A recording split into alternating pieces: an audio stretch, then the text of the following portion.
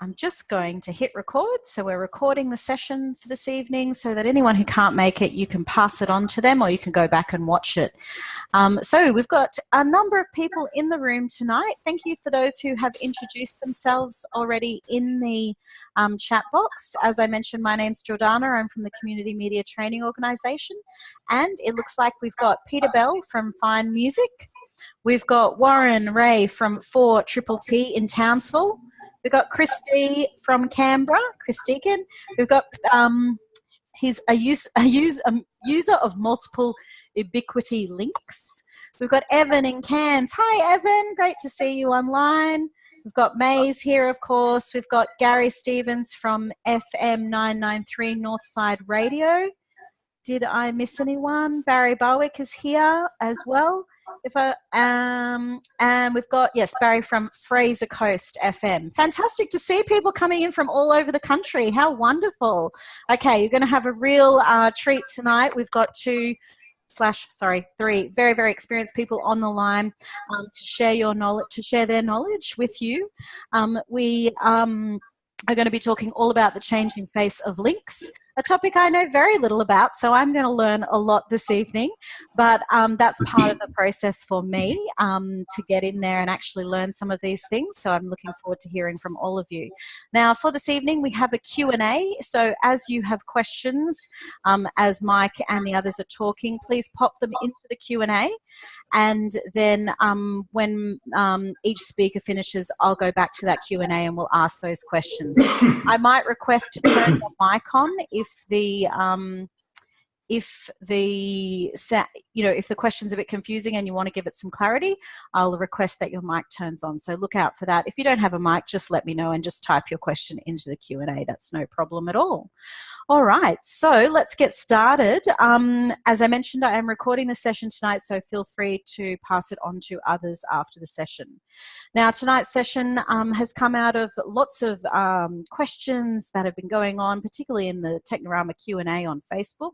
So we thought we'd clarify a few things this evening, and so we have Mike Tobin on the line. Mike is, very, very experienced technologist. He's had 20 years experience as an RF technologist with projects including, the one that caught my eye was NASA ground support for Apollo missions, and I was like, is that true? So we'll have to get Mike to verify that. Design and installation of the Sydney Opera House sound system. He was a founding member of KLFM, and he's been there for over 25 years, responsible for station engineering. And of course, Mike also brings a wealth of experience in training with him as well, having a diploma of training and diploma in education. We've also got Bill Murray on the line, the presenter and CEO of KLFM.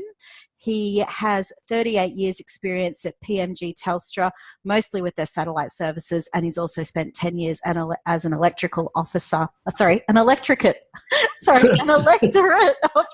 Sorry, Bill. I have it written in front of me.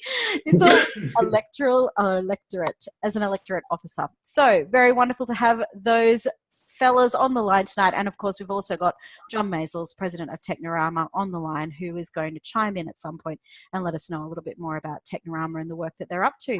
So Mike, I'm going to hand it over to you now, and I'll keep my eye on the chat box. Thank you. Welcome to everyone. And the one thing that we didn't mention was that I'm one of the founding members of Technorama too. It's another little string in the bow there. Okay, tonight we're going to have a look at the changing face of links, and no doubt a lot of you will be aware that we're having a good serious look at what's happening in respect 800 meg linking frequencies. One of the most important components of broadcasting, because without the link to get from the studio to the mountaintop, nothing happens. Whether it be a DJ at your station, from the latest hits for an aspiring young local star, or the newsroom crossing to an every important event, or even if you're doing an outside broadcast and you want to make sure that your sponsor gets every last word where that they need to. The program material cannot be fairly represented at the station receiver. The efforts of all the station volunteers are naught. Australian Communications and Media Authority issue and regulate the frequencies for this purpose, and historically have been allocated in the 803 960 megahertz band, and we call the 800 megahertz band.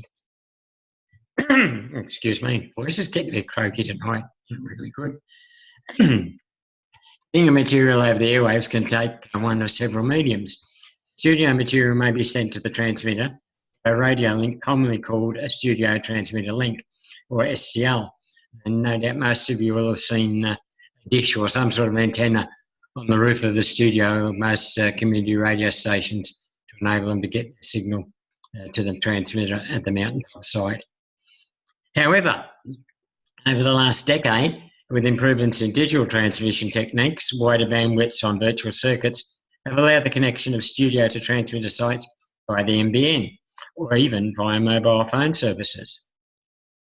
Although I know of another way that people get their message to the mountaintop site, and would you believe it or not, it's a station that I visited one time when I was president of the CBAV, and they actually recorded all their information for the next day onto a CD, and drove to the transmit site that night and started the CD going and played the next day's entertainment or otherwise from a CD player, and did it again all over again the next night, so on and so on. Let's have a look at the properties of an 800 meg link. Link is continuous and in real time. What do I mean by this? Well, provided the system is all up and running okay, and the feed cable is undamaged, the 800 meg transmitter is okay, and of course the power supply is functioning correctly, and what you hear through the headphones or off the off-air monitor is in fact the same as your listeners hear, and the same coming out of your studio console in real time without delay. 800 megahertz is a reasonable frequency to cover several tens of kilometres to 50 kilometre range is a pretty ordinary sort of figure for 800 megs. In rural and regional areas, ACMA are open to negotiation about Yagi antenna, allowing for guide water pipe support pole. However, a rooftop or self-supporting tower-mounted large grid package may be mandatory in suburban stations. That's a cost factor that one needs to consider if you have to establish an 800 meg link within suburbia. Signal produced by an 800 meg link transmitter travels through the atmosphere at a speed of light, about 300,000 kilometres per second. The delay between the studio and your transmit site is virtually undetectable. This instant monitoring of the program material has been the norm for many years. However, modern digital transmission techniques can introduce delays of several milliseconds, up to a few seconds. I don't know if any of you have tried to talk into a tape recorder while listening to the delayed voice coming back off the other head. I can assure you it's almost impossible. Same thing can happen if you're monitoring from a delayed signal. If you think that FM Link is the way for your station to go and you don't have a licence currently, you may apply for one. Exceptions may be made to the embargo on a case-by-case basis. Once the request is known, understood, assessed, and assessed. If you'd like more advice on this topic, check the Technorama Q&A Facebook. Many people there who have successfully implemented FM links and be happy to provide further information. Make yourself available. The material and authority has provided and allow considerable time to digest it. I'm quite happy to make available a list of all the ACMA documents, and in fact they're at the end of this presentation. You may take the opportunity to move from analogue links to class licensed digital links. We're going to have a look at a situation where one of the stations that we know through Technorama actually got a letter from the department, and we'll go through what was the understanding of how they were to handle that. I'll need to just move that screen a little bit if I can. And I keep going down to do further. Okay. Okay, let's talk about ACMA's role. ACMA is the arbitrator in an unenviable having to try and resolve at least 3 different scenarios to the satisfaction of several players. 1, ACMA are bound to make the most efficient use of the radio spectrum. ACMA will try and keep clients with similar interests and use of the spectrum together. And ACMA regularly update management of the spectrum in accordance with advancements in technology. And it's been a very big workload for ACMA in the last decade with the introduction of more digital techniques and the fact that they've been responsible for the internet as well as radio management. And of course, the authority is responsible to the Minister for Communications and thus liable to change with variations of the political climate. Okay, what's the current situation with the 800 meg part of the spectrum? Some of you may have received correspondence from ACMA under the heading of 800 meg band changes. Headline reminder, the 30th of June 2019. Seems rather an ominous sort of document to get, but it's not as bad as what it seems. The document then goes on to advise that all single frequency fixed links and studio to transmitter links operating in the frequency range of 849 to 852 will be required to cease operation by no later than the 30th of June 2019. Unfortunately, the practice of sensationalism in the media starts rumours that are difficult to dispel. We know Mr. Trump likes to call it fake news. Are the FM links dead? The problem seems to be that instead of digesting the document in its entirety, recipients simply read the first paragraph and deduce that ACMA are shutting down the 800 meg part of the spectrum. So, what happened? Further reading of the document reveals that the authority has not left the clients out in the cold, but in fact offer not only a solution to the problem, but a time frame in which the mechanics of the frequency relocation can take place. ACMA will continue to make changes to the 800 meg band over the next 5 years, a document that all technologists, in particular those who station to use 800 meg links, should become very familiar with, is studio to transmitter links and sound outside broadcasting links in the 800 megahertz band. It's subtitled RALI. FX11. It's a complex read, but ACMA are always pleased to assist with written or phone inquiries. Before I leave, I'd like to refer you to a publication that the authority should be reviewed in conjunction with that previous one, and that's Embargo 64. It only allows new services in the 845 to 849 segment if they are relocating from either 849 to 852 or 857 to 861 megahertz segment. It falls in line with the points 1 and 2 of ACMA's role as previously mentioned. The important statement within Embargo 64 is that ACMA will consider exemptions to Embargo 64 on a case-by-case basis.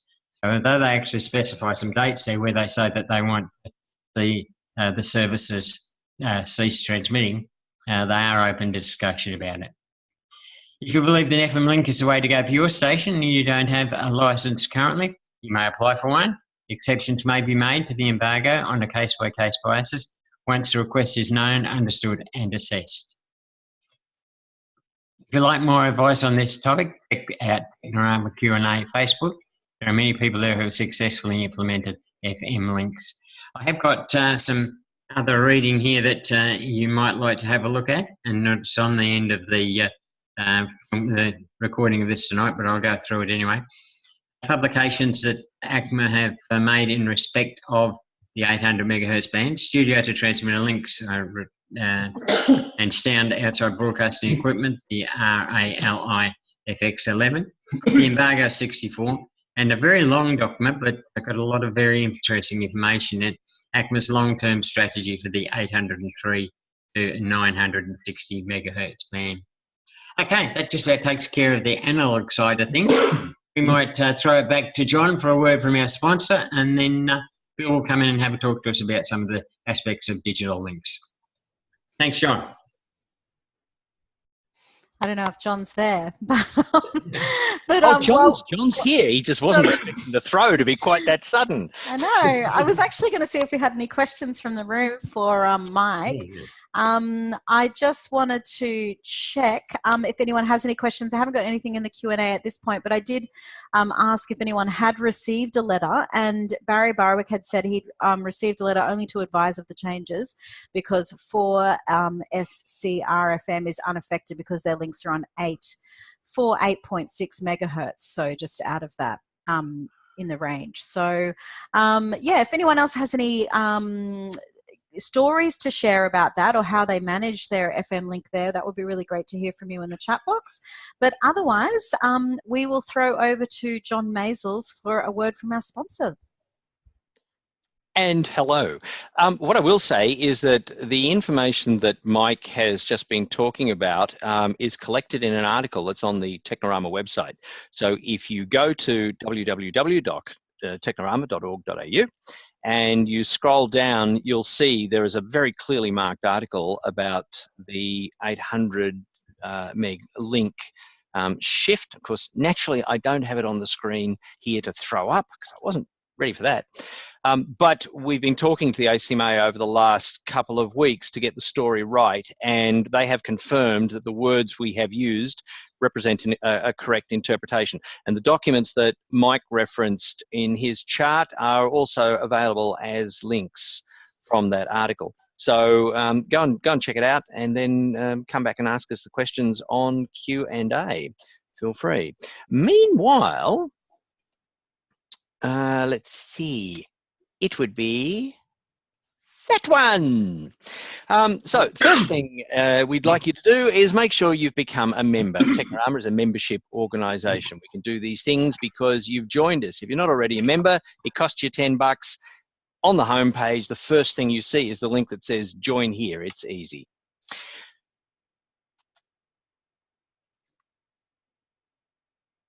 Now, this is where you go, okay, oh, it should show the next slide. And there you go. Right, good. Technorama TR19 starts this Friday. The program grid is up. You can go through that and see what you're up for. Very first thing you need to know is that we're running as a separate exercise the project management class on the Friday, and there's still 2 places available for that. It's $45. So if you think you don't know anything about project management, or you think you know everything about project management, the chances are you're somewhere there in the middle. But it's about a $1,000 course if you're doing it commercially. We've got it for $45, and that will be conducted by Julie Spencer, who is a very highly qualified Prince 2 person, knows a bit about project management. So anyway, that's all day Friday, and then Friday night we kick off with the canapes and drinks and meeting everybody, and then Saturday the full program of what's going on, and Saturday night the special awards night and the quiz night. Sunday we're doing something a little different. We've sort of taken points that people would like to get into really technical topics, and they'd like to be able to sit around a room, ask questions and get answers. We're doing both of them. So on Sunday morning at TR19, the opportunity to, well, we don't even know what it is that's going to be done because it's following the unconference format, and this is where everybody decides the day before what topics will be held on the morning of the Sunday. Then we have the big Q&A circle, and then a topic that I think is going to be helpful to everybody, and this is how do you manage up? How do you manage your boss, or how do you manage the board to understand what it is that you can do for them, and how do you take the things that you can deliver on behalf of your manager, on behalf of the team leader, on behalf of the board, and get them to assist you in that process? It's a really hard thing to get right. Even in the commercial world, managing up is one of those things that you need to get right if you want to keep your job. So that's happening on the Sunday. It's a really great program. We're really looking forward to it.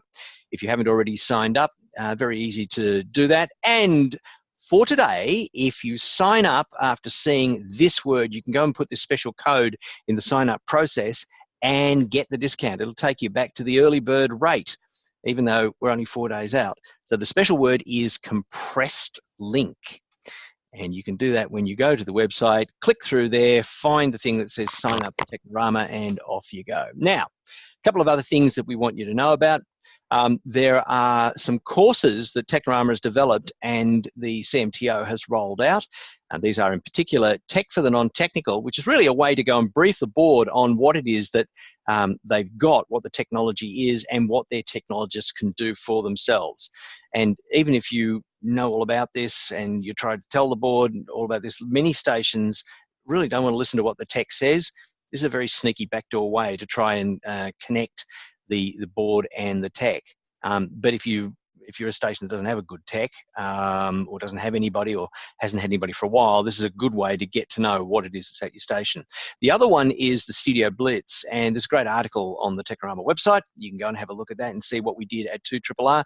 Basically, the Tech Blitz brings a whole lot of people in and goes, what can a Mongolian horde do to refurbish a studio in a weekend? And it's a fabulous learning exercise. It's a really good way to learn lots of stuff about technology. So both of those courses are available through CMTO, and you can go and say, I'd like to do this right now by following the process that's there.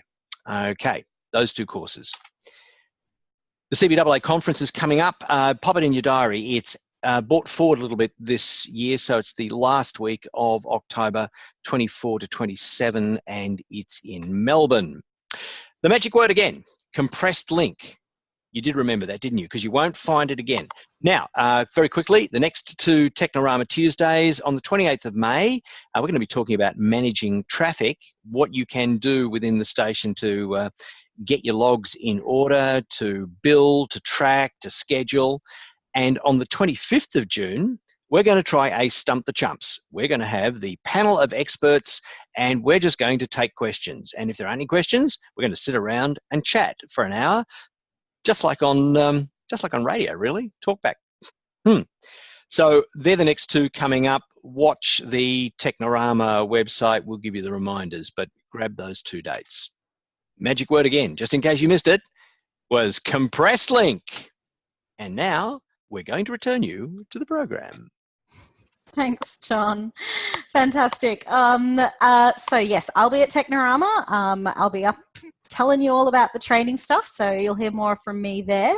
A few other people who are coming along. David Webb is coming, Evan Wyatt is coming, and Evan actually has a great topic for the unconference. He says there's a desperate need for techs and training for techs in remote Indigenous broadcasting, so I think that's a fabulous thing that we could talk about on the Sunday morning, how we might mobilise to actually meet that need for the remote techs. I was actually up on Thursday Island a few weeks ago, Evan, and they were singing your praises. So yeah, they really, really need you up there. So I think that's a great idea for the unconference. So if you have questions, we're going to throw to Bill Murray now. He is going to talk us through digital, and I'm just unmuting your mic now, Bill, so you're live to go. Thank you very much. I'll start off by saying this is obviously my first attempt at this. But after having a look at the Facebook page and the comments and the knowledge that's there, I think it's important that I start off with the proper disclaimer, if I can find it. There we go. I don't know much, but I will let you know what I know, and hopefully that'll be of some use. As suggested on the Facebook page, all things being equal, analog and digital doesn't really make much difference. They both have very good outcomes. I know a lot of what I'll be saying is teaching metaphorical grandmothers to suck eggs, but some people might find it interesting, and I hope that's the case. For limited bandwidth and power operation, techniques are available to help both analog and digital, companding, compression and expanding on analog, of course, and for digital, the sampling rate can be reduced. I understand that with companding, generally speaking, you don't notice it much except on the extremes, and therefore perhaps it's not as obvious as digital, where you are sampling lower, which is obvious pretty much all the time. That's just pure digital as it is, without anything done to it. And yes, the other thing that's been mentioned by Mike, and no doubt everybody knows, analog is essentially, conceptually anyhow, without delay. That's not true of digital, and it depends just what you do with digital, how much the delay is. And of course, the medium you use. As was mentioned, I have a satellite background, and that's geostationary, so it's a quarter of a second to get out there and back. Whether it's digital or analog, there's a delay, and it's just the way life is. So where are we up to? Because digital, of course, can run errors, there's a thing called, there's our analog and digital slides that I should have put up, but I think I've mentioned those things anyhow. Record error correction is a thing that can be done with digital, which I think gives it an enormous edge, although you do lose immediacy, it takes longer. I can only give a sketch of it because it's more complicated than my brain is prepared to dig into. Obvious thing is you can send information along with the signal, then can be used when you get to the other end to put it back into the proper shape. And therefore you can use mediums or bandwidths or powers that otherwise would probably be unusable, and still get a good output. That certainly was the case with the satellite stuff, where the path is often not what you want it to be, especially on KU band. Forward error correction, just a little bit of interest. Way back in the 1960s, this was put together, Reed-Solomon encoding, adds redundant bits to a block of data, and then it uses those bits to correct it at the end. It was mentioned that I spent most of my time in technology in Telstra and satellites and so forth, where Reed-Solomon was used on the modems. I was actually surprised when I ended up as an electorate officer and doing mail-outs and stuff and putting barcodes on envelopes. Barcodes actually have Reed-Solomon encoding, so that when the post office reads them, if it reads in error, it can correct it. So that was pretty cool. More recent sorts of forward error correction, turbo coding, basically is two separate forward error correction bits together, and then one goes on, then it gets scrambled, then another one goes on, and they go in the reverse order. So they get very, very good results.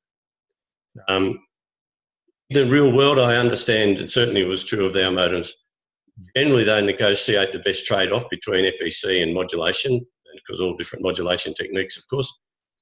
I know in practice that some users will lock that down, because sometimes it's better to have a little bit lower throughput that's always consistent and always reliable, rather than having to go away and have the machine take up time and cause breaks while it renegotiates.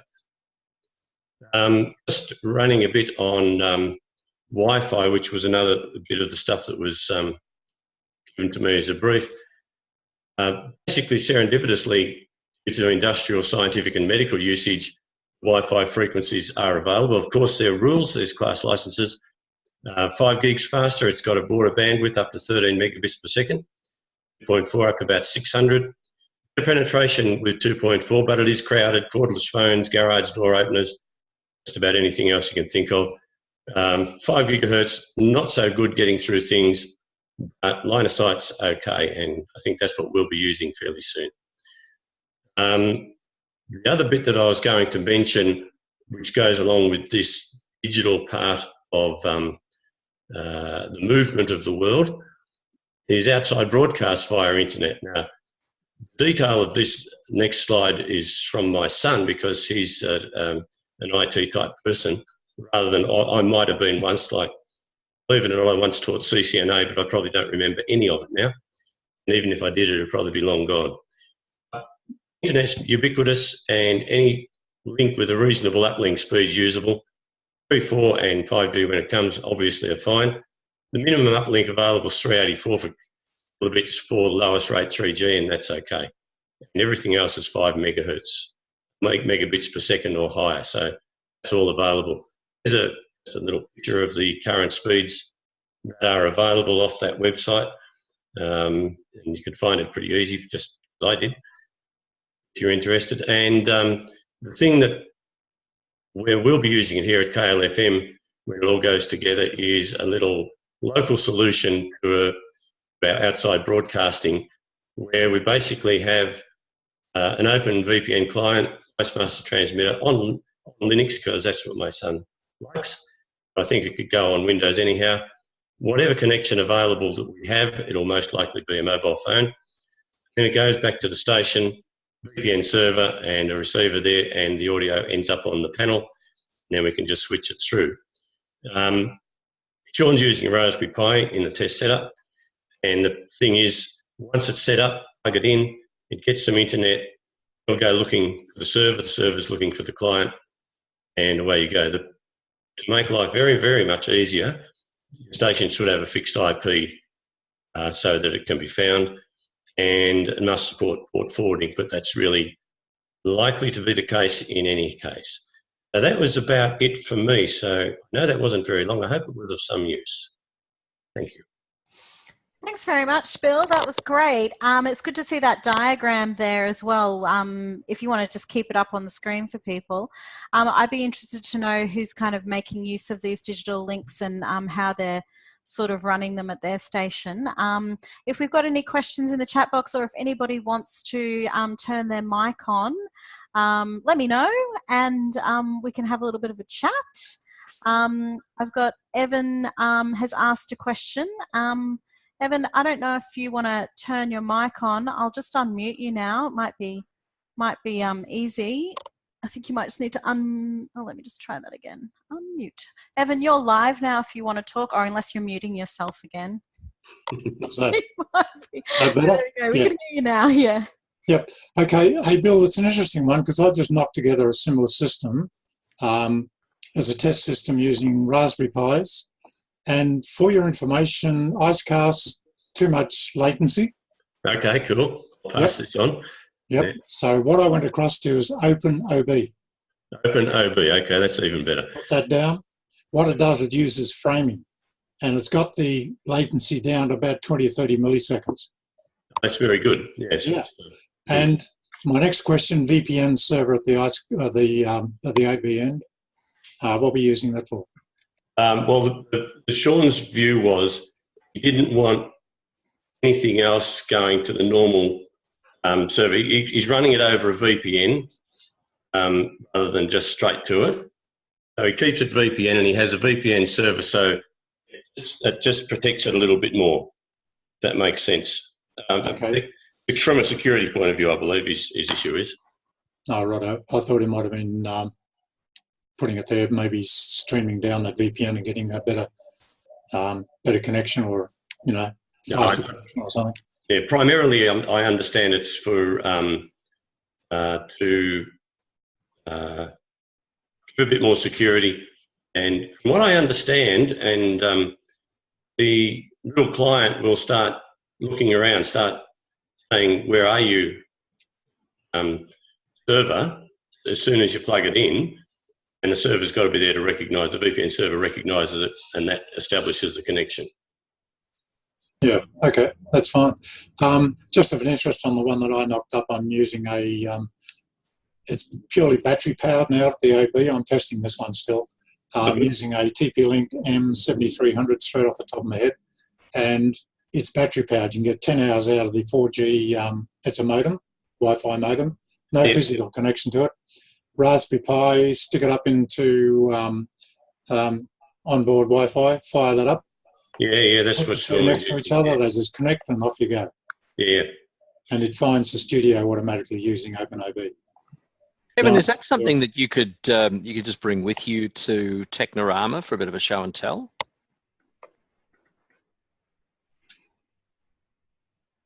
They can integrate into their station. But having said that, I've got pieces for another one. I'll bring it down. Oh, cool. Yeah. There will be a number of people at Technorama showing stuff. I know Paul Dengate from On Air Solutions has developed a system that he's bringing. A number of the other vendor exhibitors are also bringing software-based encoding and linking kit. So we're going to be able to do some comparing, which would be great. I've just thrown all the mics open. So if people want to have a free-for-all chat, jump on in. Chris Deacon said he's got an unstable internet connection, so he might not be able to say anything. But Barry did ask if a copy of your slides would be available, Mike and Bill. Absolutely. They're on here anyhow, but I'm happy for mine to be uploaded. No trouble at all. Yep, likewise. So we send them to you. Is that the way to go? Yeah, we'll pop them up on the Technorama website along with the recording of this session. Should be easy enough, and I can email them out to everyone as well. So would you like them as the presentation or as the PowerPoint itself, so you can look at them? And if you send it as the PowerPoint, I'll turn it into a PDF and send it off to everyone. cool. Okay, that's the easiest way to go. All right. Any other questions in there? I love that we, have some different alternatives going on here in terms of this, especially this internet. The the outside broadcast connection. I'm sure lots of people are using different forms of this. Well, let's throw in some discussions. So, firstly, I'll make no secret. I'm a great believer in FM links because, as Mike said, they have zero latency, and provided you've got a license, important, and B, good path so that it's not noisy, and that you don't need other things that come with digital links, like you don't need to be able to send metadata or other digital stuff. You're just sending audio.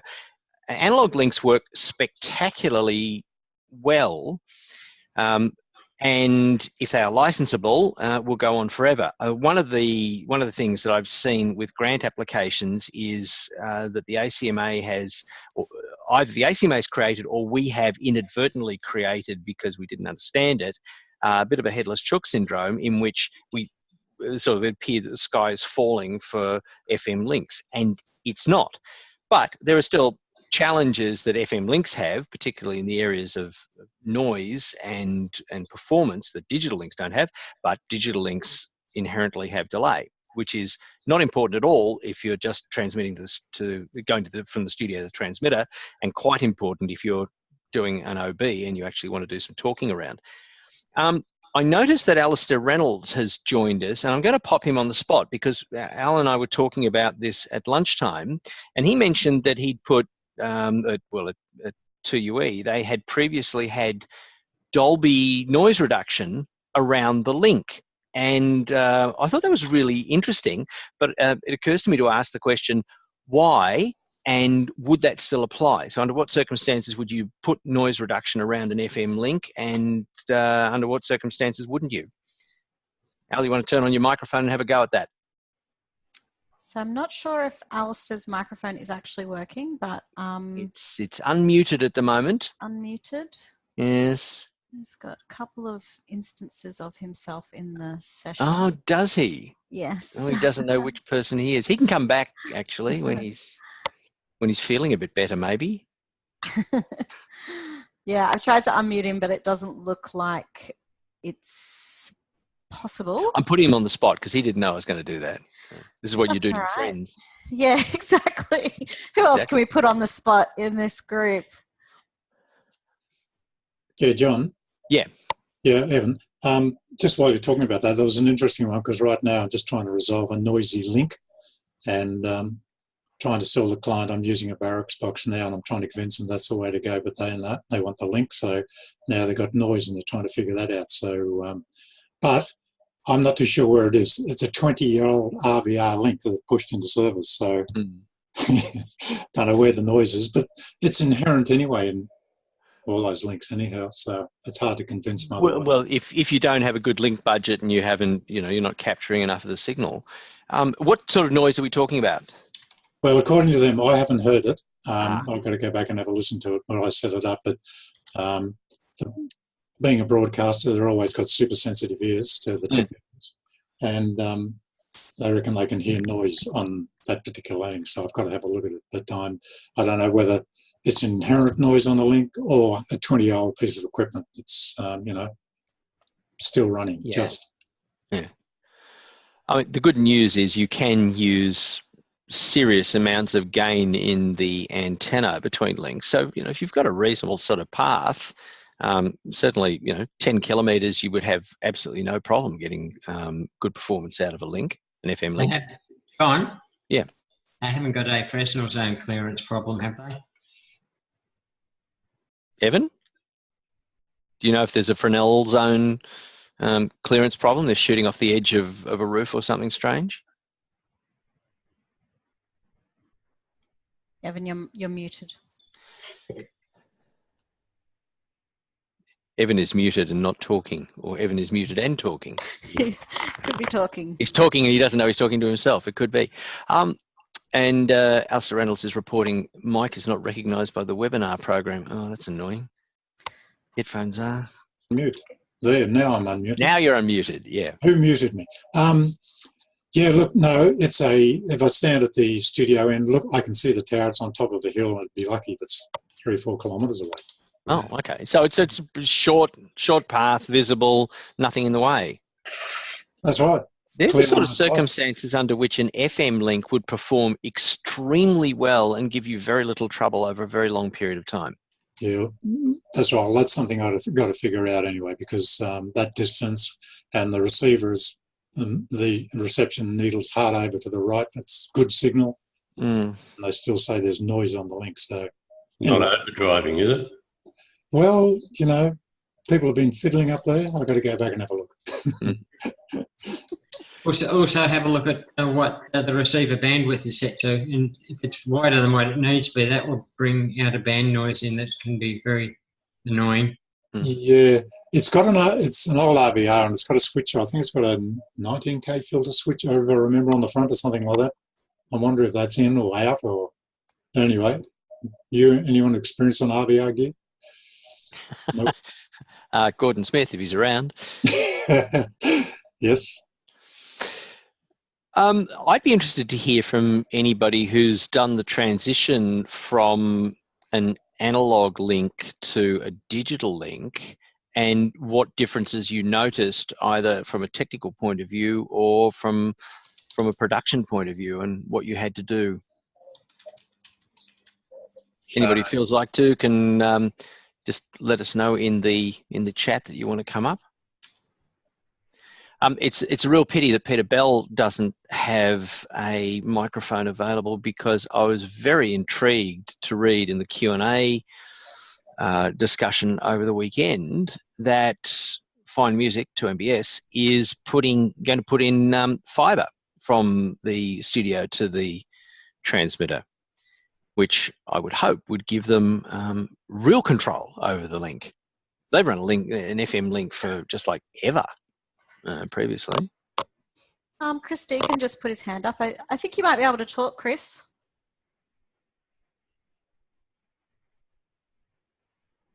It looks like your microphone's live. Nothing's happening. Hello. Okay, Ah, yes, we can hear you. You can. Yeah. Yeah, we've got both an analog link and a digital link in place. Nice to have the backup of the analog link, because we use the digital link mainly. From an operational point of view, presenters have been trained to simply listen from the desk and not off air. It's never been a real issue for us.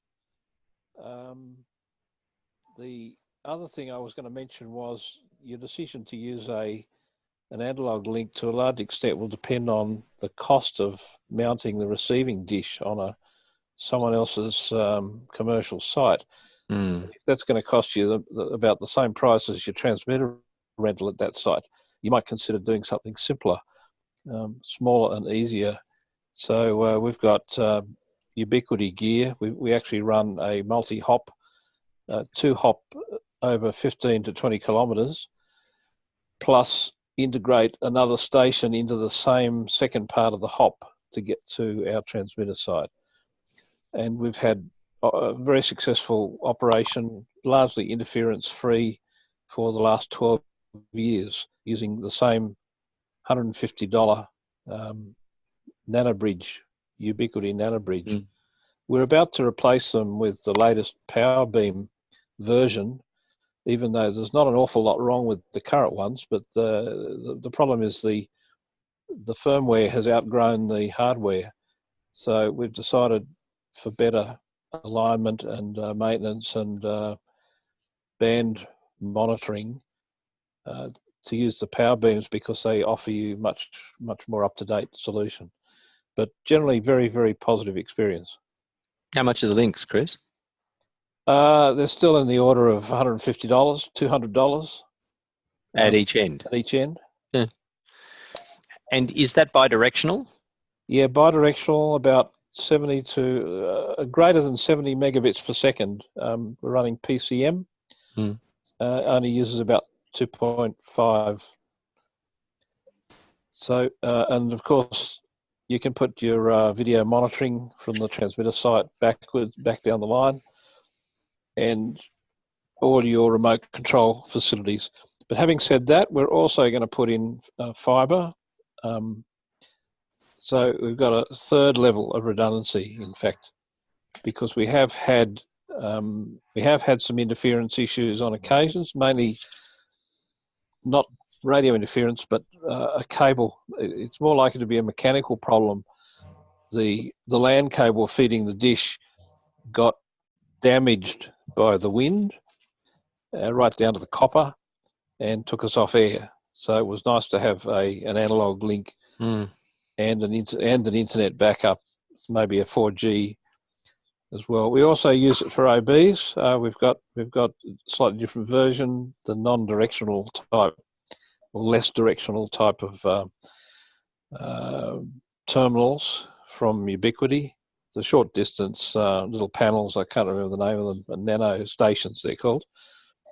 Very useful for where you want to get a few hundred metres from a stage to an OB van or something like that without running cables. One of the things that we had planned at 2NSB when Matthew McGee and I implemented the first digital link there, and it was one of very, very early, I mean, this is way more than 10 years ago, 15 years ago, I think, when we implemented that. And one of the plans for that, because it was a bidirectional link, was, and taking into account the fact that transmitters tend to be at high locations, which are very good for locations as receive points for backhaul for OB. So our plan was to be able to backhaul a signal from an OB up to the transmitter site, back to the station on the reverse part of the link, turn it around in the studio, and then send it back up. I'm just wondering if anybody has actually done that, and what's the experience, particularly of running OBs where you have multiple passes on your digital link. Peter Bell is on the line now too, and I think he has something to add to the conversation. Okay, can you hear me? Yeah, we can. Good. All right, John asked about what we're doing at Fine Music, and we had a very close look over quite a long period of time. We had to upgrade our FM link to change frequency, and we also had to upgrade the antenna to a more directional one to prevent interference with other links.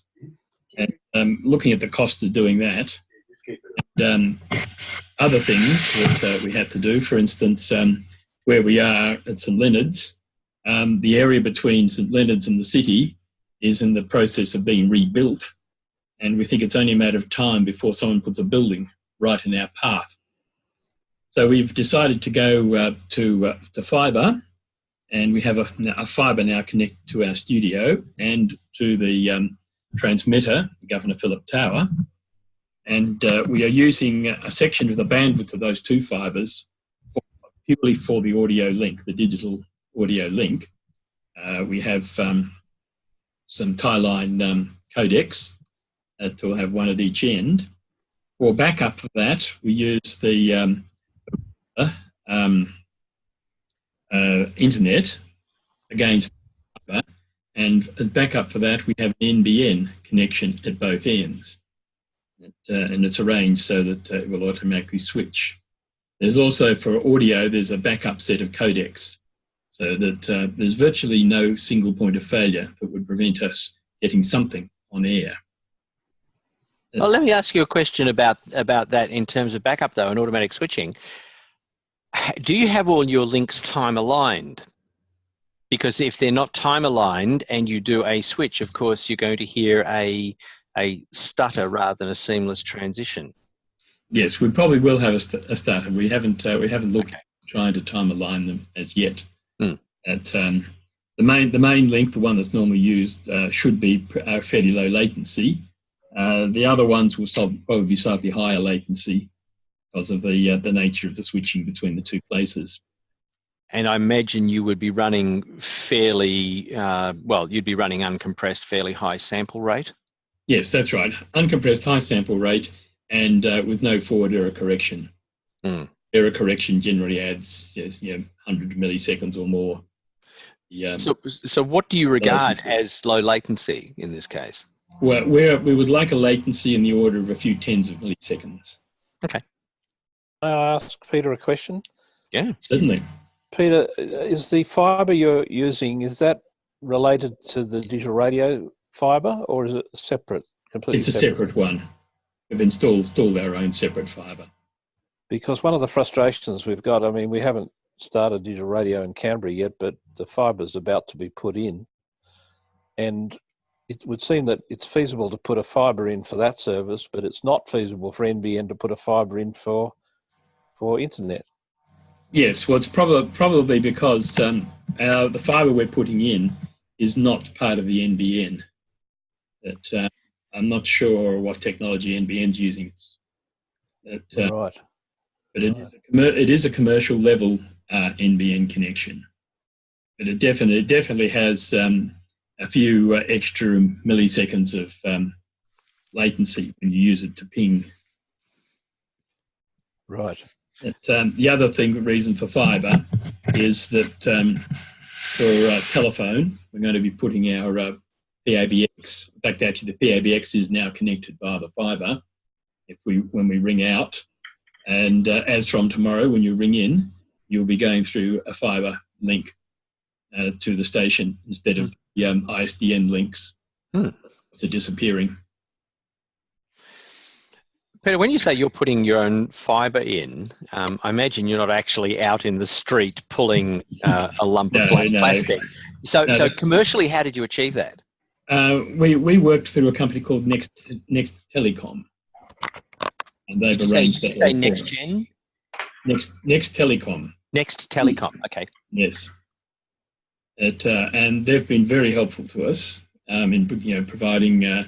Looking around the various vendors for fibre and finding us a good price. Yes, design and set it up. Fibre is getting cheaper and cheaper. There seems to be quite a bit of competition between the various companies to get fibre into places. They're offering really quite good value. And we figured by the time we save the cost on our ISDN links, that we had 8 channels there, plus the cost of the licensing, and get rid of our 10 up, 10 down copper. But the total extra cost of fibre was relatively small. And so do you end up with dark fibre going up to your transmitter where you control both ends, or are you going through an intermediate switch? We have the one fibre, and then our NTU can allow a number of connections. We're using 3 or 4, I've forgotten which, and one of those is a connection to the internet. One is a connection to the SIP provider for the telephone, and the other one is a direct connection to the similar box at the transmitter site. So that then the NTU and the network are programmed to provide the gigabit fibre is then broken down into a number of channels of appropriate size for each one. Okay, so it's a gigabit path, but it's going via some intermediate cloud switch run by the provider rather than being something where you have control over the optics at both ends. That's right. Okay. We haven't put a dark fibre in. It would probably be quite expensive, I think, running it under the harbour and everything. But a lot of people do that, and it's certainly, dark fibre is becoming more common if you have the desperate need, particularly for very, very high bandwidth applications. Not so much in radio, but in television certainly. Yeah, so if you've got the money, then it's a good way to go. The company I worked for 20 years ago put a dark fibre in between 2 buildings in Chatswood. It was one of the first to do that. Sounds pretty sophisticated to me, Peter Bell. I'd love to see a picture of how you put it all together, but I also am impressed by your forward planning there too. I think that's really great, really amazing. So I think we've got a couple of people, not only myself, but who are really expert in transmitters and things. And that's really taking a whole of business approach, which is one of the sort of things that we want to talk about when we talk about managing up at Technorama is you might be asked one question and be asked to come up with a solution for something, but then look at that and go, but if we do something else, if we do the following things and we architect in this way, then there are advantages to the business. And community stations forget sometimes that they're actually running a business. Yes, that's right. Well, we're very concerned with making sure that we have a solution that covers more than just one thing. Mm. We tend to try and avoid point solutions and put in something that is more general. Mm. Oh, it certainly sounds like you've done that. Yeah. Barry has actually mentioned on the chat here, and I think this might have been in relation to Evan's comments or Evan's questions about noise on the link. He says, do you employ a surge arrestor in the link chain? Also, a faulty surge arrestor on the main transmitter, not link, will generate a noise in the signal. So I'm not sure if that's helpful at all. Evan? No to both those questions. No to it's helpful, or no, you don't have surge arresters? No surge arresters at all. It's clean cable straight out of the transmitter up to the antenna, and the same at the other end. Yeah. Okay. Back to the drawing board then. Yes. Yeah. I've got to go up and have a look at it myself. This is all hearsay I'm getting.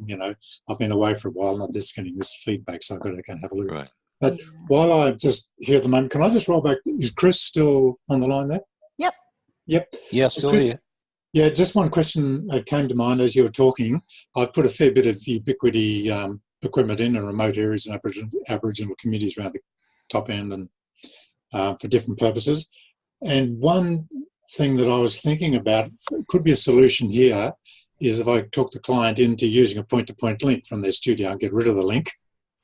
And what's the sort of, what's the delay? What have you measured the latency?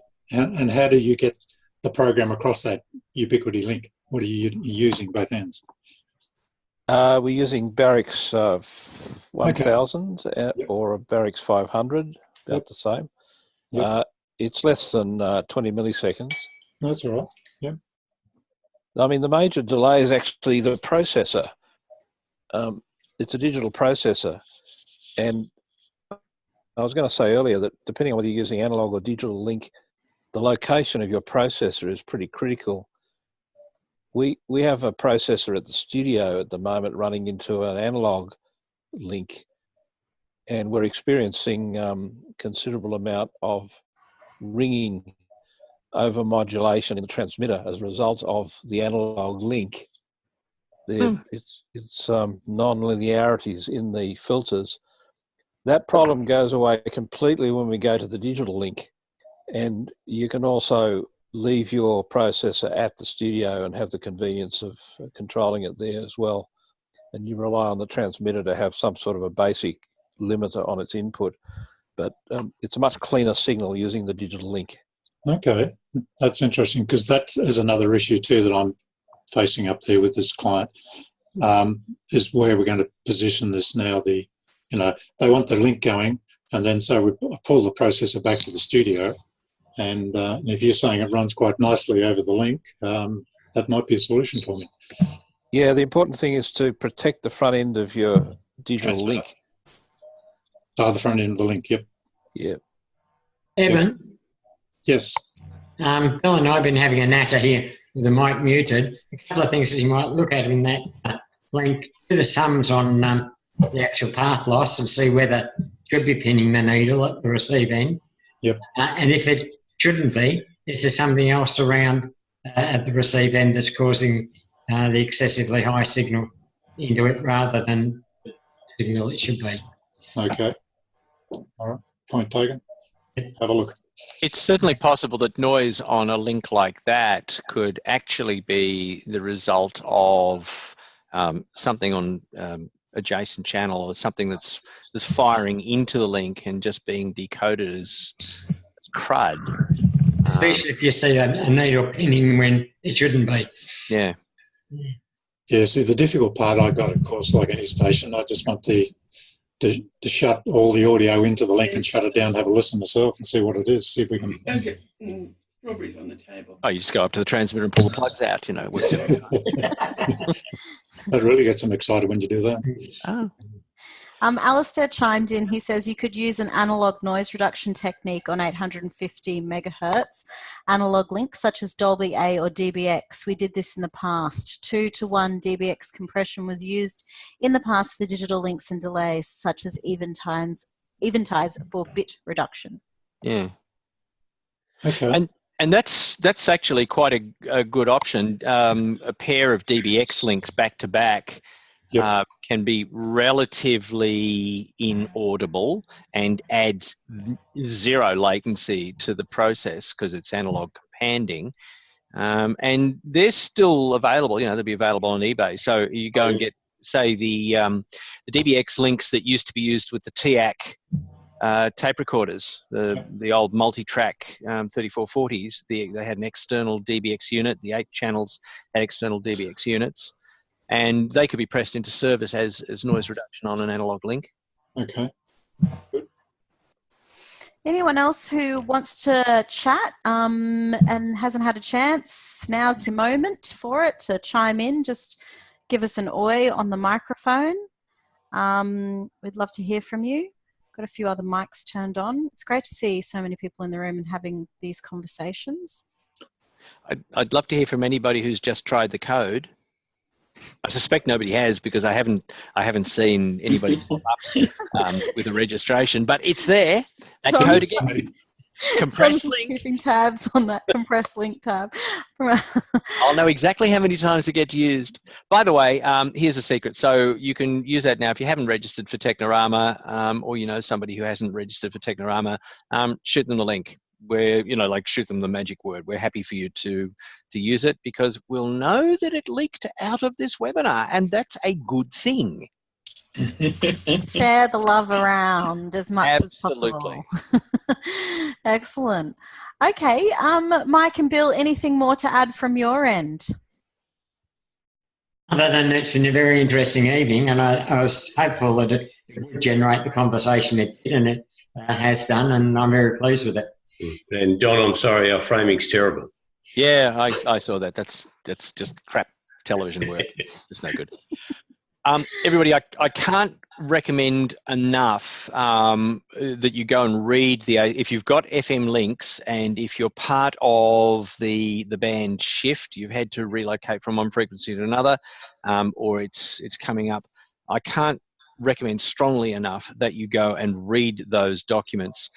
They are actually relatively easy to understand, provided you don't get hung up on the fact that they're rearranging things.